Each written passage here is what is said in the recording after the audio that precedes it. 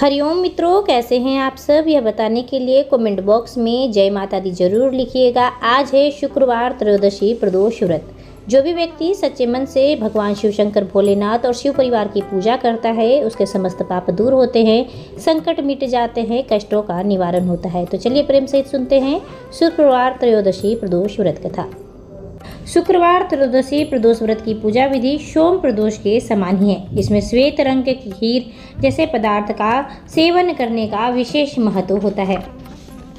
सूत जी बोले कि प्राचीन काल की बात है, एक नगर में 3 मित्र रहते थे। तीनों में ही घनिष्ठ मित्रता थी। उनमें एक राजकुमार, दूसरा ब्राह्मण पुत्र, तीसरा सेठ का पुत्र था। राजकुमार व ब्राह्मण पुत्र का विवाह हो चुका था। सेठ पुत्र का विवाह के बाद गौना नहीं हुआ था। एक दिन तीनों मित्र आपस में स्त्रियों की चर्चा कर रहे थे। ब्राह्मण पुत्र ने नारियों की प्रशंसा करते हुए कहा कि नारीहीन घर भूतों का डेरा होता है। सेठ पुत्र ने यह वचन सुनकर अपनी पत्नी को लाने का तुरंत निश्चय किया। सेठ पुत्र अपने घर गया और माता पिता से अपना निश्चय बताया। उन्होंने बेटे से कहा कि शुक्र देवता डूबे हुए हैं, इन दिनों बहु बेटियों को अपने घर से विदा कर लाना शुभ नहीं। अंततः शुक्रोदय के बाद तुम अपनी पत्नी को विदा कर लाना। सेठ पुत्र अपनी जिद से टस से मस नहीं हुआ और अपने ससुराल जा पहुंचा। सास ससुर को उसके इरादे का पता चला।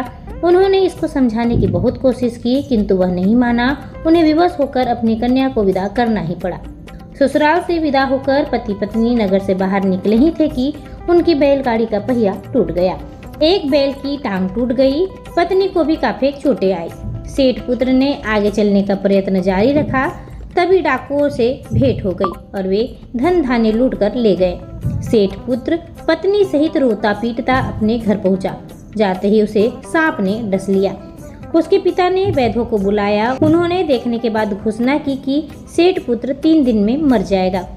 उसी समय इस घटना का पता ब्राह्मण पुत्र को लगा। उसने सेठ से कहा कि आप अपने लड़के को पत्नी सहित बहू के घर वापस भेज दो। यह सारी बाधाएं इसीलिए आई है कि आपका पुत्र शुक्रास्त में अपनी पत्नी को विदा कर लाया है। यदि यह वहां पहुंच जाएगा तो बच जाएगा।